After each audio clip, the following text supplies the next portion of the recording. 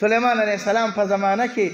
دا چنچڼه کله ناکله د اپریل کې یا د پرورۍ کې روچته شي دا چنچڼ د چنچڼې ته داسې د اوږه وخي راوخي لیدلي هم دي که نه هم دي لیدلی په دې قصو پوهېږې که نه پوهېږې بټخیلې والا دا چنچڼ کله ناکله د چنچڼې ته اوږه وخي د اوږه چې وخي دی د محبت علامه راغلې ده د څه علامه ده د محبت نو داسې چنچڼ او چنچڼه ناسته وه نو دا چنچڼ دی چنچڼې ته وایي د سلیمان علیه السلام تخت لګېدلی و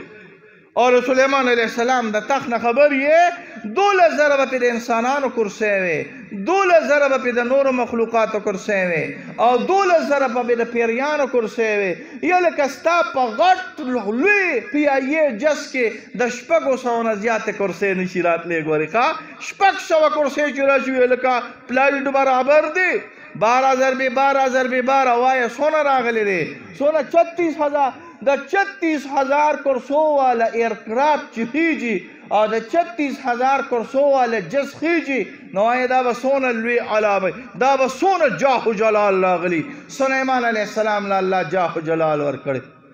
داسې یو چنچڼ ناست و دی چنچڼې ته یې داسې اوږه وواله روواله او ورته وایي چنچڼې خبرې وي نیم خبر وی که د اوږه مې داسې وواله نو اوس به د سلیمان علیه السلام دا تخت دړې وړې شي د یو اوږې د دې چنچڼ د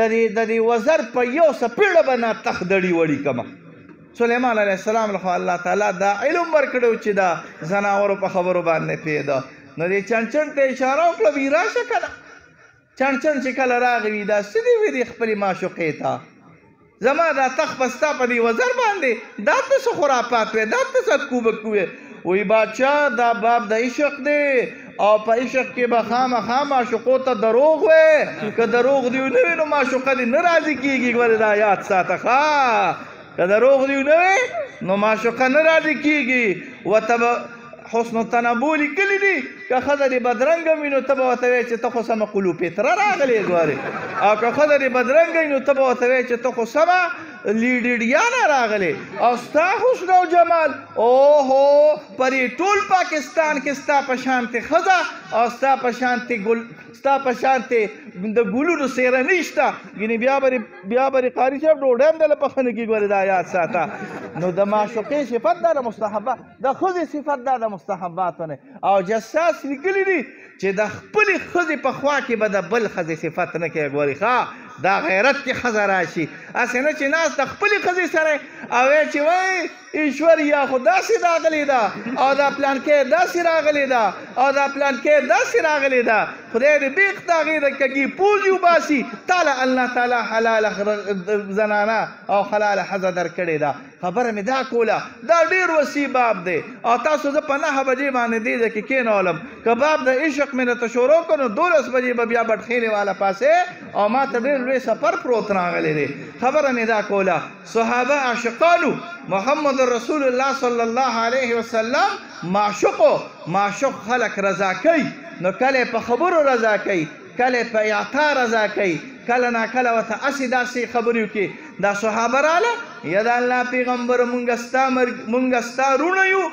نو رسول الله صلی الله علیه وسلم تاسو چې اوس دلته راپاسې او دا حاجي صاحب ما ته وایي دا میلمه ته چې څوک وایي میلمه ګورې ته مه خفه کېږه ته زمونږ د رور مثال لري ته زمونږ رور یې نو په دې کې مقصد د میلمه عزت راغلی وي چې دا میلمه مانه خوشحاله شي نو دا صحابه راولګېدل د الله پیغمبر صلی الله علیه وسلم ته وایي یا د الله پیغمبره مونږ ستا رونه یو نو د الله پیغمبر صلی الله علیه وسلم ورته وایي نه تاسو زما رونه نه یې نو ما ته چې د حاجي صاحب وایي چې ته زمونږ رور یې او زه ورته ویم چې نه حاجي صاحب خپل کار کوه زه د 400 یم او ته د بټخېلې زما ستا له کوم طرفه روري راغلې ده زه تخته نه دی ما ته وایي چې ملا صاحب تا خو په ما څه ټیپر نه دي خرڅ کړی او نه دې را باندې ګوپیان خرڅ کړي دي خو هسې د الله د رضا لپاره مې درته وویل چې زما رورې نو ستا څه پټرول خرڅ کېدل چې تا ما ته ویلي چې زما رور راغلی په دې باندې انسان خامخا فطرتا او طبیعتا خفه کېږي